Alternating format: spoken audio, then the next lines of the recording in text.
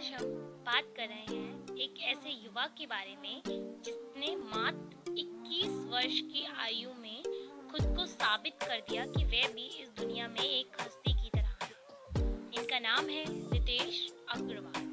क्या आप ये विश्वास कर सकते हैं कि एक ऐसी उम्र जब हम और आप खुद को पूरी जिंदगी के लिए तैयार करते हैं, या जब हम सब कड़ाके की ठंड में रजाई में दुबके रहते हैं और जब बरसात के दिनों में नम हवा अलसाकर हमारे दिमाग पर नशे की तरह छा रही होती है, जीवन के ऐसे नाजुक पड़ाव पर किसी युवा ने आंखों में स्वयं कुछ बड़ा करने के लिए सपने सजोए और रोज 16 घंटे काम कर 360 करोड़ से भी ज्यादा की कंपनी की नींव रख दी। ऐसा कर दिखाया है 20 वर्ष की कम उम्र में ओयो रूम्स नाम की कंपनी की शुरुआत करने वाले रितेश अग्रवाल ने।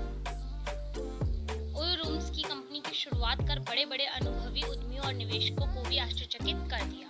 ओयो रूम्स का मुख्य उद्देश्य ट्रैवलर्स को सस्ते दामों पर बेहतरीन मूलभूत सुविधाओं के साथ देश के बड़े बड़े होटल्स में कमरा उपलब्ध कराना है। व्यक्तिगत तौर पर रितेश सामान्य बुद्धि वाले युवा हैं, दिखने में पतले, लंबे और बिखरे बालों वाले, बिल्कुल किसी कॉलेज के आम स्टूडेंट की तरह। लेकिन कभी कभी सामान्य से दिखने वाले लोग भी कुछ ऐसे काम कर जाते हैं जिसकी उम्मीद आपको नहीं होती है।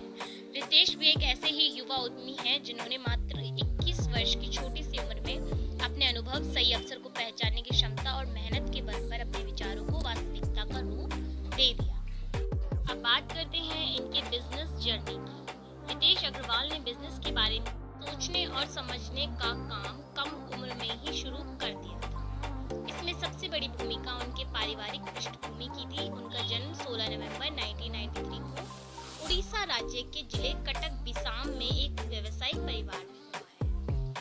12वीं तक की पढ़ाई उन्होंने जिले के स्केर्ड हर्ट स्कूल में की। इसके बाद उन्होंने IIT में एडमिशन की इच्छा दिखाई, जिसकी तैयारी के लिए वह राजस्थान में कोटा आ गए। कोटा में उनके बस दो ही काम थे, एक पढ़ना और दूसरा जब भी अवकाश मिले, फ्री टाइम मिले, खूब ट्रैवलिंग करना। यहीं से उनकी रुचि ट्रैवलिंग में बढ़ने लगी। कोटा में ही उन्होंने एक किताब भी लिखी, इंडियन इंजीनियरिंग कॉलेजेस, एक complete encyclopedia of top 100 engineering colleges. और जैसा कि बुक के नेम से ही पता लग रहा है कि यह पुस्तक देश के 100 सबसे प्रतिष्ठित इंजीनियरिंग कॉलेज के बारे में है। इस किताब को देश के सबसे प्रसिद्ध ई-कॉमर्स साइट फ्लिपकार्ट पर बहुत पसंद किया गया और 16 वर्ष की उम्र में उनका चुनाव मुंबई स्थित Tata institute of fundamental research TIRF में आयोजित एशियन साइंस कैंप के लिए किया गया। ये कैंप वर्ष में एक बार संवाद मंच है जहां पर लगता है, जहां एशियन स्टूडेंट्स शामिल होते हैं, किसी विशेष फील्ड की समस्याओं पर विचार और विमर्श कर विज्ञान और तकनीक की मदद से उसका हल ढूंढना करते हैं। यहाँ भी वे छुट्टी के दिनों में खूब ट्रैवल किया करते और ठहरने के लिए सस्ते दामों पर उपलब्ध बजट होटल्स का प्रयोग करते हैं। पहले से ही रितेश की रुचि बिजनेस में बहुत थी और इस क्षेत्र में वे कुछ करना भी चाहते थे, लेकिन बिजनेस किस चीज का किया जाए, इस बात को लेकर वे क्लियर नहीं। कई बार वे कोटा से ट्रेन पकड़ दिल्ली आ जाया करते और मुंबई की ही तरह सस्ते होटल्स में रुकते, ताकि दिल्ली में होने वाले युवा उद्यमियों के आयोजनों और सम्मेलनों में शामिल हो नए युवा उद्यमियों और स्टार्टअप फाउंडर्स से मिल सके। कई बार इन इवेंट्स में शामिल होने का रजिस्ट्रेशन शुल्क यानी फीस इतनी ज्यादा होता कि उनके लिए उसे दे पाना मुश्किल हो जाता, इसलिए कभी कभी वो इन आयोजनों में चोरी चुपके जा बैठते।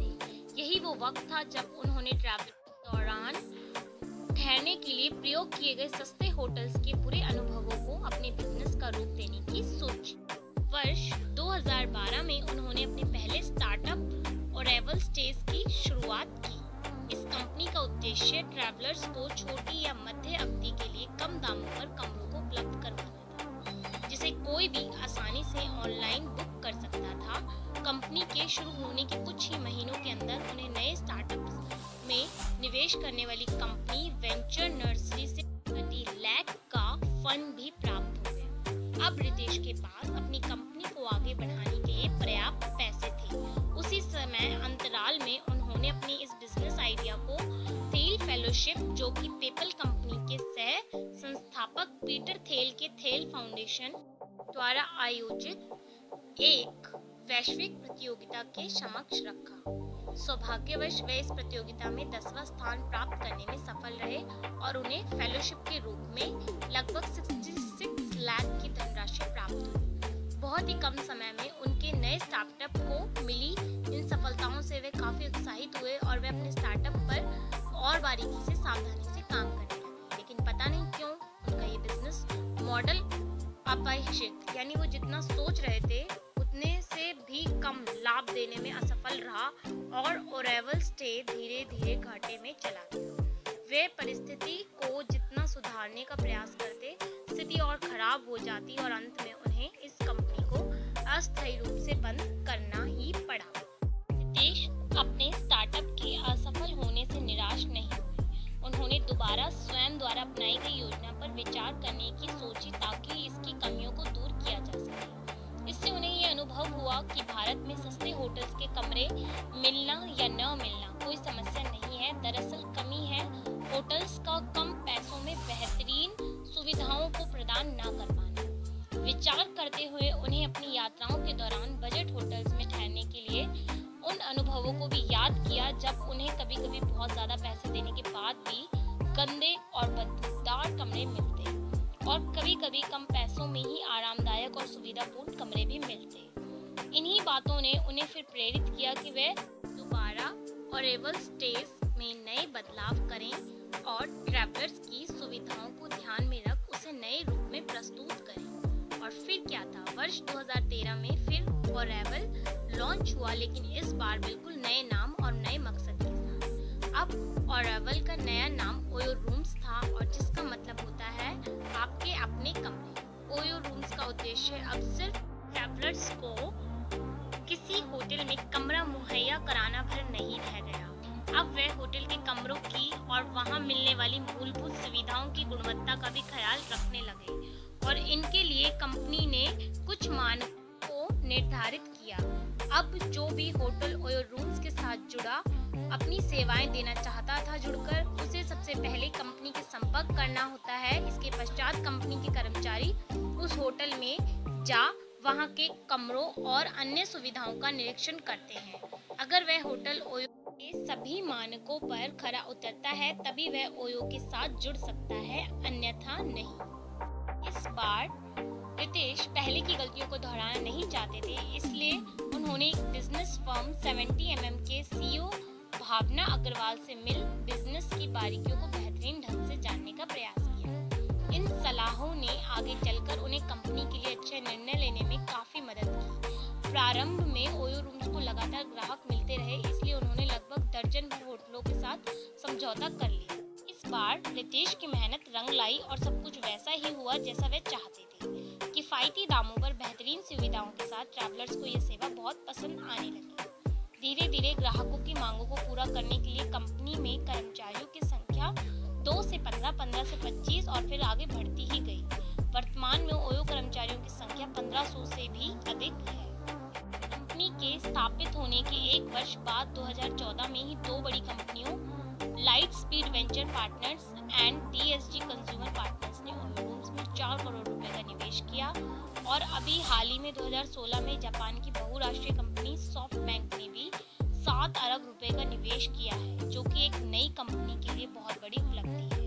वह बात जिसने रितेश अग्रवाल को कंपनी को आगे बढ़ाने के लिए प्रेरित किया है वह है हर महीने ग्राहकों द्वारा 1 करोड़ रुपए से भी ज्यादा की जाने वाली बुकिंग।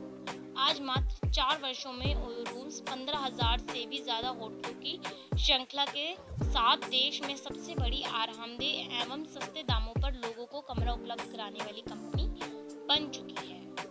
रितेश अग्रवाल की ये कंपनी भारत के शीर्ष स्टार्टअप कंपनियों में से एक है। इसी वर्ष कंपनी के मलेशिया में भी अपनी सेवाएं देना स्टार्ट किया है और आने वाले समय में अन्य देशों में भी अपनी पहुंच बनाने जा रही है। 2 जुलाई 2016 प्रतिष्ठित अंतर्राष्ट्रीय मैगजीन जेंटलमैन्स क्वार्टरली ने रितेश अग्रवाल को 50 most influential young Indians innovators की सूची में शामिल किया।